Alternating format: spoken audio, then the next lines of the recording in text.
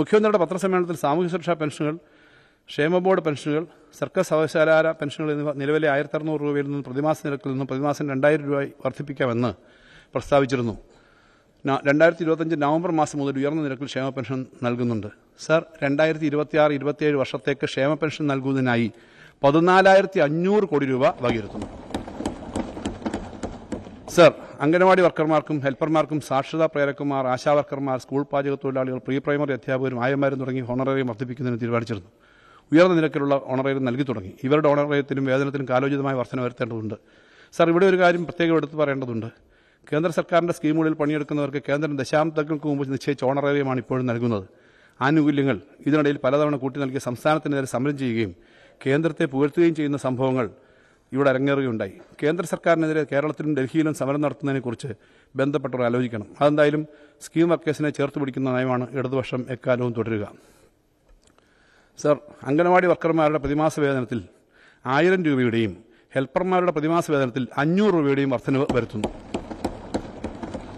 Sir, ആശാവർക്കർമാരുടെ പ്രതിമാസ വേതനത്തിൽ 1000 രൂപയുടെ വർധനവ് വരുത്തുന്നു. പ്രീ പ്രൈമറി അധ്യാപകർ, സർ, പ്രീ പ്രൈമറി അധ്യാപകരുടെ പ്രതിമാസ വേതനത്തിൽ 1000 രൂപയുടെ വർധനവ് ഏർപ്പെടുത്തുന്നു.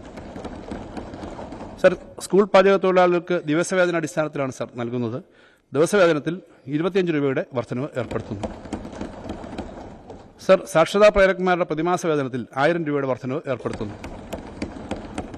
സർ, ഇതുപോലെ സർക്കാർ ജീവനക്കാരുടെ DAയുടെയും പെൻഷൻകാരുടെയും ക്ഷാമാശ്വാസത്തിന്റെയും നിരക്കുകൾ ഉയർത്തിക്കൊണ്ടുള്ള വിജ്ഞാപനവും പുറപ്പെടുവിച്ചിരുന്നു. DA, DR കുടിശ്ശികൾ അനുവദിക്കാൻ കുറച്ച് കാലതാമസം ഉണ്ടായി എന്ന കാര്യം നിഷേധിക്കുന്നില്ല.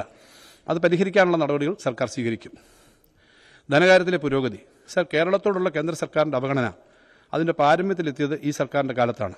അതുകൊണ്ട് തന്നെയാണ് സംസ്ഥാന ഖജനാവിൽ പൂച്ച പെറ്റുകിടക്കും, ട്രഷറി അടച്ചിടും, ശമ്പളം മുടങ്ങും എന്ന പരിഹാസ പ്രവചനങ്ങൾ ഉണ്ടായത്. അത്തരം അപകടം ഒന്നും സംഭവിക്കാത്തത് കണ്ടിട്ടാണ് വികസനക്ഷേമ ചെലവുകൾ വെട്ടിക്കുറച്ചുകൊണ്ടും അമിതമായി കടം വാങ്ങിയുമാണ് കേരളം പിടിച്ചു നിന്നത് എന്ന ആരോപണം വരുന്നത്. പക്ഷേ ഇപ്പോൾ രണ്ട് വാദങ്ങളും ആരും ഉന്നയിക്കുന്നില്ല. കേന്ദ്ര സർക്കാരുമായും മറ്റ് സംസ്ഥാനങ്ങളുമായും താരതമ്യം ചെയ്യുമ്പോൾ കേരളത്തിന്റെ കടം ദുർവഹമല്ല എന്ന കാര്യം ഇപ്പോൾ ഏതാണ്ട് എല്ലാവർക്കും വ്യക്തമായിട്ടുണ്ട്. കേരളം കടം കയറി നശിച്ചു എന്ന പ്രചരണം വെളിവുള്ള ആരും ഇപ്പോൾ ഏറ്റെടുക്കുന്നില്ല. എന്നിരുന്നാലും കാര്യങ്ങൾ കുറച്ചുകൂടി വ്യക്തമാകേണ്ടതുണ്ട്. സർ, ആദ്യം കേരളം എങ്ങനെ പിടിച്ചു എന്നത് വ്യക്തമാക്കാം. അതൊരു പരമരഹസ്യമാണ് സർ. ഇടതുപക്ഷ സർക്കാരിനെ ധനപരമായി ഒതുക്കാനുള്ള ശ്രമം കേന്ദ്രത്തിന്റെ ഭാഗത്തുനിന്ന് ഉണ്ടാകുമെന്ന് തുടക്കത്തിലെ കണക്ക് കൂട്ടിയിരുന്നു. സർ, നമ്മളൊക്കെ അരിയാഹാരമല്ലേ കഴിക്കുന്നത്? അതുകൊണ്ട് ആ അപകടം മുൻകൂട്ടി കാണാൻ കഴിഞ്ഞു. സർക്കാരിന്റെ ചെലവുകൾ ക്രമീകരിച്ചും തനത് വരുമാനം വർദ്ധിപ്പിച്ചും പ്രതിരോധ കോട്ട കെട്ടുകയാണ് ഞങ്ങൾ ചെയ്തത്.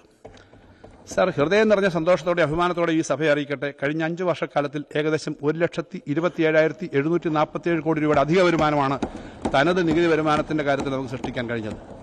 ഇത് മൊത്തം തനത് നികുതി വരുമാനത്തിന്റെ കണക്കല്ല. തനത് നികുതി വരുമാനത്തിന്റെ 1,27,747 കോടി രൂപ അധികമായി പിരിച്ചെടുക്കാൻ കഴിഞ്ഞു.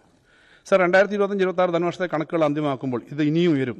മുൻ സർക്കാരിന്റെ കാലത്തെ 2016-17 മുതൽ 2021 വരെ ശരാശരി പ്രതിവർഷ തനത് നികുതി വരുമാനം 47,453 കോടിയായിരുന്നു. ഈ സർക്കാരിന്റെ ശരാശരി പ്രതിവർഷ വരുമാനം 73,002 കോടി രൂപയാണ്.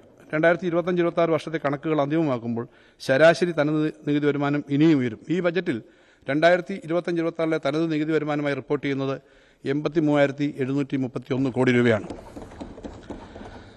സർ, സംസ്ഥാന സർക്കാരിന്റെ തനത് നികുതി വരുമാനത്തിലും അഭിമാനകരമായ നികുതിയേതര വരുമാനത്തിലും അഭിമാനകരമായ വളർച്ചയുണ്ടായി. നികുതിയേതര വരുമാനമായി 24,898 കോടി രൂപയോളം അധികമായി പിടിച്ചെടുക്കാൻ നമുക്ക് കഴിഞ്ഞു. നികുതിയേതര വരുമാനത്തിന്റെ കഴിഞ്ഞ സർക്കാരിന്റെ കാലത്ത് വാർഷിക ശരാശരി 10,455 കോടി രൂപയായിരുന്നു. ഈ സർക്കാരിന്റെ കാലത്ത് അത് 15,435 കോടിയായി ഉയർന്നിട്ടുണ്ട്. സർ,